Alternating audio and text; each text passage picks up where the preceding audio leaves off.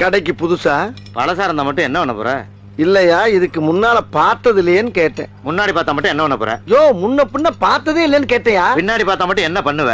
ஆஹா, நம்ம கிட்ட நம்ம கிட்டே போடுறேன்.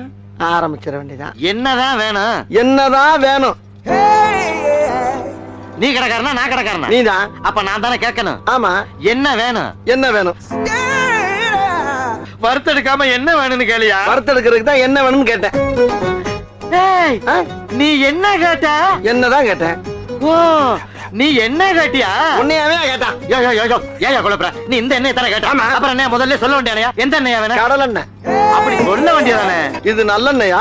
நீ முதல்ல கடல் எண்ணெய் தானே கேட்ட? ஆமா. அப்புறம் என்ன? இல்ல நல்லெண்ணெயான்னு கேட்டேன். சுத்தமான.